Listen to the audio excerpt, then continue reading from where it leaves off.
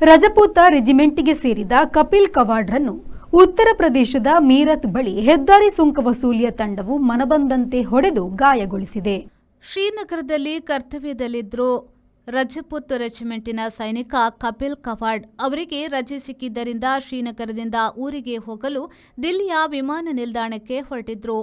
ಕಪಿಲ್ ಹಾಗೂ ಅವರ ಮಲ ಸೋದರ ಮೀರತ್ ಬಳಿಯ ಬುನಿಟೋಲ್ ಬೂತ್ನ ಜಾಮ್ನಲ್ಲಿ ಸಿಕ್ಕರು. ತಡವಾದ್ರೆ ವಿಮಾನ ತಪ್ಪುತ್ತದೆ ಎಂಬ ಆತಂಕ ಕಪಿಲ್ ರದ್ದು. ಆದ್ದರಿಂದ ಕಪಿಲ್ ಇಳಿದು ಬಂದು ಟೋಲ್ ಬೂತ್ ಸಿಬ್ಬಂದಿಗಳ ಜೊತೆಗೆ ಈ ವಿಷಯವನ್ನ ಮಾತನಾಡಿದ್ರು.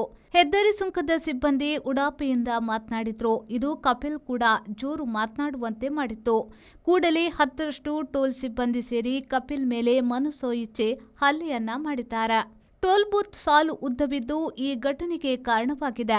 ಏಟಾದ ಸೈನಿಕನ ಕುಟುಂಬದವರು ದೂರಿನ ಮೇಲೆ ಸರೂರ್ಪುರ ಪೊಲೀಸ್ ಠಾಣೆಯಲ್ಲಿ ಪ್ರಕರಣ ದಾಖಲಾಗಿದೆ ಎಂದು ಮೀರತ್ ಗ್ರಾಮೀಣ ಎಸ್ಪಿ ರಾಕೇಶ್ ಕುಮಾರ್ ಮಿಶ್ರಾ ಅವರು ತಿಳಿಸಿದ್ದಾರೆ.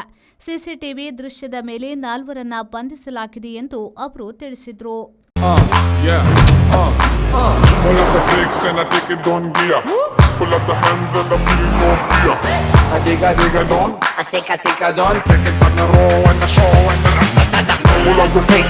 Volkswagen Virtus, German engineered for unmatched safety.